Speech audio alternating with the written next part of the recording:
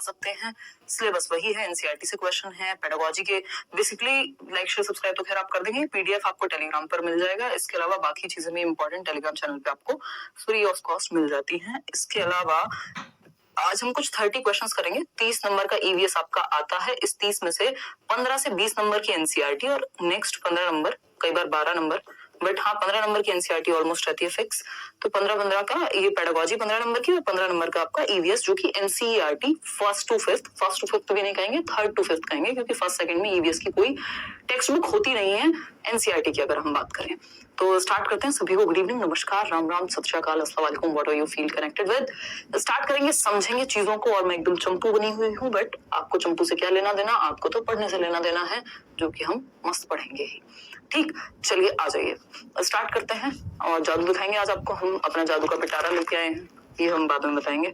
चलिए खैर, first question देखिए मजे से। बहुत रिपीट होते हैं ईवीएस में क्वेश्चन, क्योंकि एनसीईआरटी में लिमिटेड चैप्टर्स हैं। आप कहाँ से बना दें, वो अलग बना दें दुनिया से, नहीं बनाएंगे। ठीक, तो फर्स्ट क्वेश्चन आपके सामने है। फर्स्ट पेड बैच में पेडागोजी कब स्टार्ट, मैथ एंड इंग्लिश हो जाएगी। आई थिंक उदय सर से बात हो गई है, तो वो हो जाएगी कर दिन। तो स्टार्ट करते हैं। क्वेश्चन नंबर 1 आपके सामने, आप पोल भी आपके सामने है, पोल में जवाब देंगे। क्वेश्चन है, Kurukh is the spoken language of the people. मैं आपको एक एक क्वेश्चन बताऊंगी कितनी बार रिपीट हुआ है ना। कुडुक, इस पर पहले भी क्वेश्चन आ चुका है, एनसीईआरटी में हम पढ़ते भी हैं। कुडुक क्या है, लैंग्वेज है, भाषा है, कहाँ के लोगों की, याद कीजिए जरा, फटाफट से बताइए। अलग अलग जगहों की भाषाओं पे चर्चा हम पहले कर चुके हैं प्रीवियसली, बताइएगा, समझेंगे चीजों को। इससे पहले कि याद तू आए, हाँ ये फालतू फालतू बातें तो मैं इतनी बढ़िया कर लेती हूँ, ये 90s के गाने मेरे दिमाग से उतरे नहीं है। देखिएगा, अगर हम बात करें, अटक क्यों गया, अगर हम बात करें, है ना, लाइक शेयर आप करते रहिएगा, शेयर कर दीजिए उन लोगों के साथ जो तैयारी कर रहे हैं। कुडुक की अगर हम बात करें तो कुडुक है झारखंड की भाषा, ना तो ये असम की भाषा है, ना अरुणाचल, ना मिजोरम, ये है क्या, झारखंड की भाषा है। झारखंड में रहने वाले लोग कुडुक भाषा बोलते हैं, ये हमने एनसीईआरटी में पढ़ा हुआ है। इंपॉर्टेंट क्वेश्चन है, भाषा पे एक ना एक क्वेश्चन आता ही है। कभी मिजोरम के डांस पे क्वेश्चन आ जाएगा, चिराओ जो डांस है वहां का, है ना, उस पर कई बार क्वेश्चन आ चुका है। अब क्वेश्चन नंबर 2 आपके सामने है, देखेंगे। Your house is located at x, ये फेवरेट क्वेश्चन है, ये सीटेट का मन पसंद। वैसे तो ये रीजनिंग के क्वेश्चन होते हैं जब आप D2+2 वगैरह की तैयारी करते हैं, बट ये सीटेट का आजकल मनपसंद ईवीएस में क्वेश्चन बन गया है कि आपका घर है एक्स पर और आपको जाना है वाई, क्योंकि वाई तो दूर ही मिलेगा। ठीक, तो घर कहाँ है, एक्स, घर है एक्स पर स्थित। ठीक, और your house is located at x, तो पॉइंट एक्स है जहां पर आपका घर लोकेटेड है, निवास है आपका। ठीक, and your school is located, school कहाँ है सरकार, वाई लोकेशन पे। दोनों ऑपोजिट हैं, although your school is just opposite, but you can not go straight, मतलब ऐसे हैं तो आप ऐसे नहीं जा सकते, आपको पूरी दुनिया घूम के जाना पड़ेगा, है ना, 7 समुद्र पार करके जाना पड़ेगा स्कूल। तो देखेंगे कैसे कैसे जाएंगे, क्योंकि इनको भेजना नहीं है ना, फिर आपकी रीजनिंग कैसे चेक करेंगे, अगर सीधा स्कूल भेज दिया तो मजा कहाँ आएगा, है ना।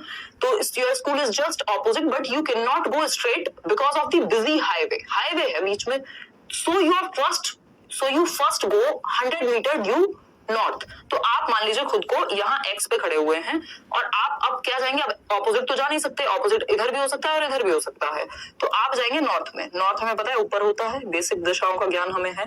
ठीक, नॉर्थ ऊपर है, 100 मीटर चलेंगे दौड़ लगाते हुए, और फिर उसके बाद क्या हुआ, then cross of 75 metre long subway which is due west. तो वेस्ट में, पश्चिम में क्या है, पश्चिम में बोलते हैं ना वेस्ट को, पश्चिम में क्या है आपका, 75 मीटर आप वॉक किए, तो इधर ईस्ट होगा, हम जाएंगे वेस्ट की तरफ। यहाँ से वेस्ट में गए कितना, 75 मीटर, 75 मीटर वेस्ट में चले गए हम।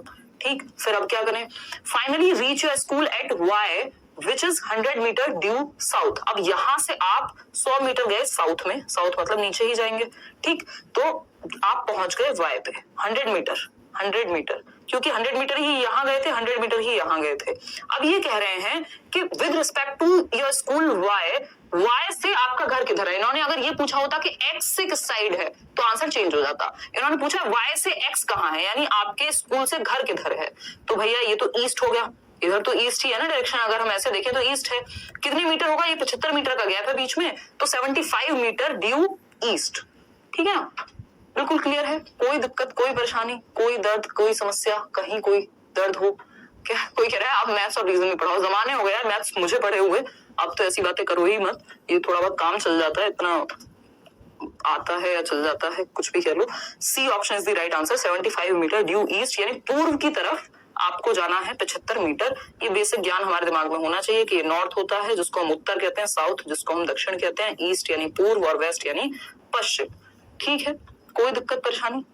चलिए, और ये इसके बीच में नॉर्थ ईस्ट फिर साउथ ईस्ट, ये सब छोड़ देते हैं, आगे बढ़ जाते हैं इसी बात पे। क्वेश्चन नंबर 3 देखिए, एक और ऐसा ही गणित का सवाल कह लीजिए आप इसको, या टाइम टेबल वाला सवाल कह लीजिए, डिस्टेंस वाला सवाल कह लीजिए, जो कि आता ही है, आता ही है। क्या कह रहे हैं? अच्छा, इनको, मेरी वॉच को मेरी ही साउंड जो है बहुत ज्यादा डेसिबल पे लग रही है, तो बताओ हद हो गई, मतलब क्या ही करें अब। देखिएगा एक बार फटाफट से बताइए, डीएलएड की हूं और ग्रेजुएशन भी कंप्लीट है, क्या पेपर भर दो भर दो भर दो तबस्सुम, क्योंकि कई बार कई जगह पर अलग अलग स्टेट में अलग अलग एलिजिबिलिटी के क्राइटेरिया होते हैं, तो उस केस में आप भर दीजिए, कोई दिक्कत नहीं। Paper 1 paper 2। क्वेश्चन नंबर 3 देखिए और जवाब दीजिए, जवाब दीजिए। अ ट्रेन एक रेलगाड़ी है, स्टार्टेड फ्रॉम नागरकोइल, नागरकोइल से शुरू हुई 5 जून 2020 को, अब से 2 साल पहले, सुबह के 4:15 पे। भाई 24 आवर टाइम फॉर्मेट जो है इनका होता है 24 घंटे वाला, जिसमें 12 के बाद 1 नहीं बजता, 12 के बाद 13 बजते हैं। ठीक, तो ये जो बात है हमारी सुबह के 4 बजे, भाई सिंपल है ना, 24 आवर फॉर्मेट में 4:15 लिखा है, नहीं सुबह के 4 होंगे, तो ये सुबह के 4 बजे गाड़ी चलती है एंड रीच्ड गांधीधाम, जो कि गुजरात में है, हमने पढ़ा हुआ है एनसीईआरटी में। तो गांधीधाम पहुंचती है कब? 7 जून को, यानी 2 दिन बाद। कब? सुबह के 3:15 बजे, यानी कि पूरा राउंड फिगर नहीं हुआ, तो 5 जून से चली 6 जून तक, सुबह 4:15 बजे तक, 24 घंटे हो गए। 6 जून से 7 तक चली, सुबह 4:15 की जगह 3:15 तक गई, तो 48 घंटे में 1 घंटा कम है, बस 47 घंटे चली गाड़ी आपकी। और कितने डिस्टेंस कितना कवर किया? 2640 किलोमीटर। तो टीडीएस से हम याद करके रखते हैं, और वो टीडीएस क्या है? Time is equal to distance upon speed. ठीक, तो अगर हम बात करते, उल्टा कर दिया शायद मैंने, टाइम को नीचे रखेंगे, डीटीएस होता है जो भी है, तो हमारे पास डिस्टेंस क्या है? 2640 और घंटे लगे हैं हमारे 47, इतना हमें पता है। तो ये डिस्टेंस हो गया और ये टाइम हो गया। एसडीटी होता था जिसको हम याद करते थे, तो स्पीड हमें पता लग जाएगी कितनी रही होगी। ठीक है, एसडीटी, टीडीएस नहीं एसडीटी। तो अगर हम बात करें स्पीड निकालेंगे, यहां हम देख रहे हैं सब में 5 है, यानी अगर हमें 47 का टेबल नहीं आता होगा, ऐसा मैं मान ही लेती हूँ क्योंकि मुझे भी नहीं आता, बट मेरे में इतना कॉमन सेंस है कि हमें पता होगा कि भैया 5 जा ही होगा, ये है ना, पंजे ही होगा। तो 47 पंजे अगर हम करेंगे तो 234 और समथिंग निकल करके आ जाएगा, और फिर उसके बाद हम इन में से जो मन करे आपका। बट जब आप 47 5 जा करेंगे तो 234 और समथिंग आएगा, उसके बाद ये 290 बच जाएगा जब कट करेंगे, यानी 29 बचेगा।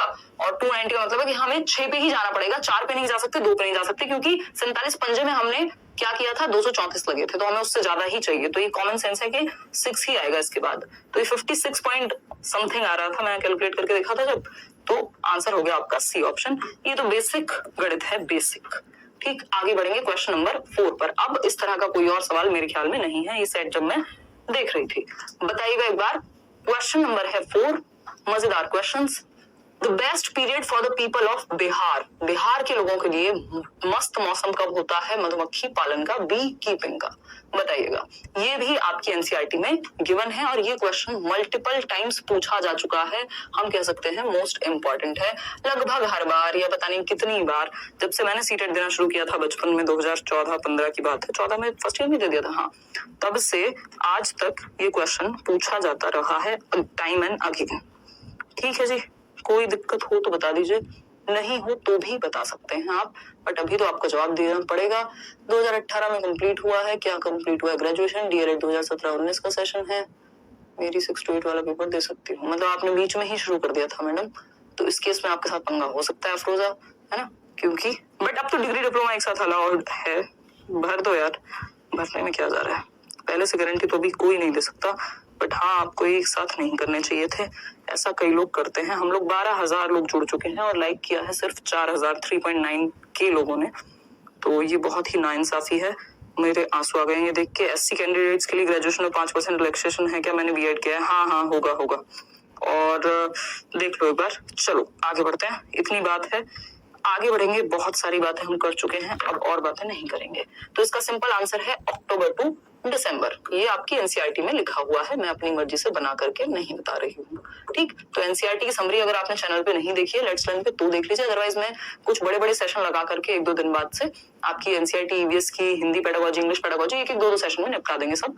ठीक, तो अक्टूबर टू दिसंबर है इसका सही समय, B option is the right answer. देख लीजिए आपने कितने % लोगों ने सही उत्तर दिया। एक बहुत ही प्यारा आंसर जिसके लिए हम ये डब्बा लेकर के आए थे, I mean packet, cover, whatever you want to call it, ठीक, पाउच है ना। क्वेश्चन नंबर 5 देखिए, velcro is used to stick together many things. Who among the following got inspiration from nature to make velcro? यानी कि Velcro का उपयोग बहुत सी चीजों को एक दूसरे के साथ चिपकाने में किया जाता है। निम्नलिखित में से किसने प्रकृति से प्रेरणा लेकर वेलक्रो को बनाया? आपको याद होगा एक चैप्टर है एनसीईआरटी में जिसमें बात क्या होती है, जिसमें बात ये होती है कि आप कुछ तो एक जगह से दूसरी जगह चिपक के फर के थ्रू जानवरों के, इस तरह की एक स्टोरी है ना। तो वो उससे आइडिया आया एक व्यक्ति को जिनका नाम जॉर्ज मेस्टल था। आंसर मिल गया होगा आपको अब तक।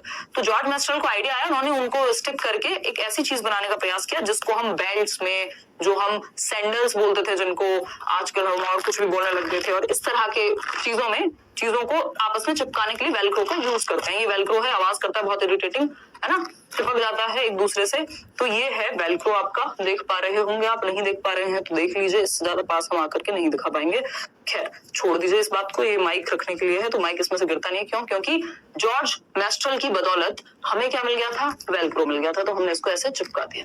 ठीक, आप अपने टूटे हुए दिल को नहीं चिपका पाएंगे, ये बहुत ही विडंबना है, वेलक्रो वहां यूज नहीं हो पाएगा। देखिएगा, अगर हम बात करें तो ये जॉर्ज मेस्टल का जवाब होगा इसका सही आंसर। एनसीईआरटी में इन पे स्टोरी है कि कैसे इन्होंने देखा नेचर में जो कुछ बीज हैं वो स्टिक कर जाते हैं, इस तरह की एक स्टोरी है। ये जॉर्ज मेंडल जो है वो पी मटर वाले हैं, है ना, फादर ऑफ हेरिडिटी कहते हैं इनको। रोनाल्ड रॉस वो मच्छर वाले व्यक्ति हैं जिन्होंने मलेरिया के बारे में पता लगाया था। एनसीईआरटी में कहानी है इनकी।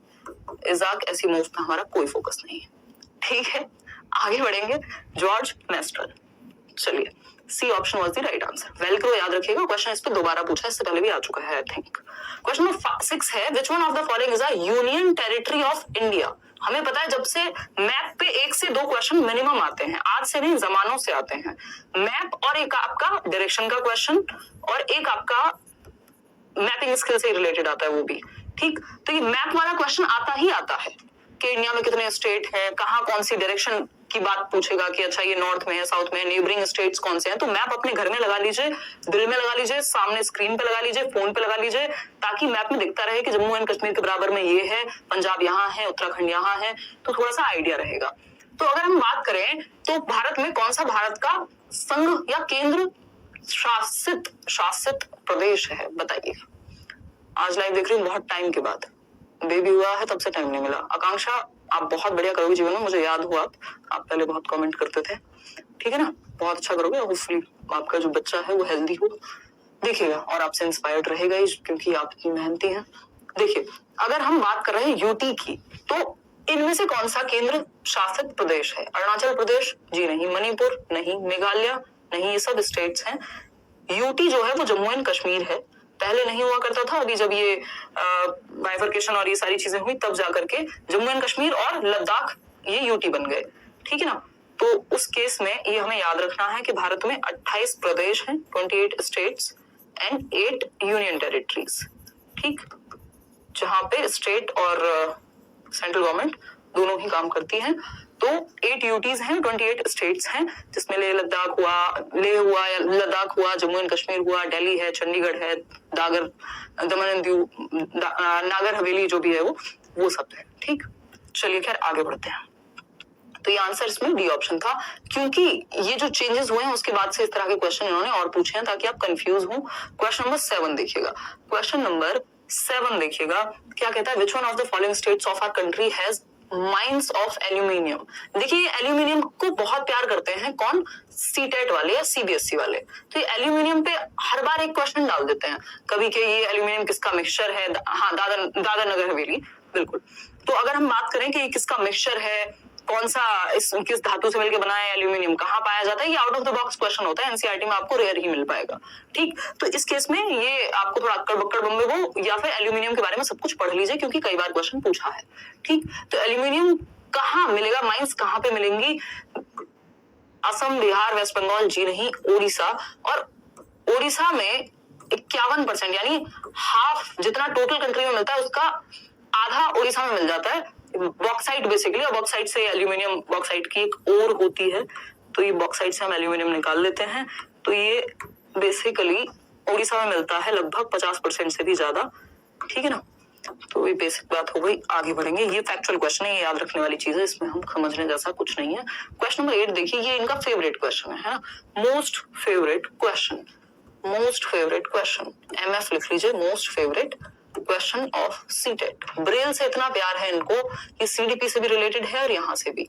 ब्रेल स्क्रिप्ट की बात कर रहे हैं। In Braille script rows of raised dots are made on a thick paper, this script is based on.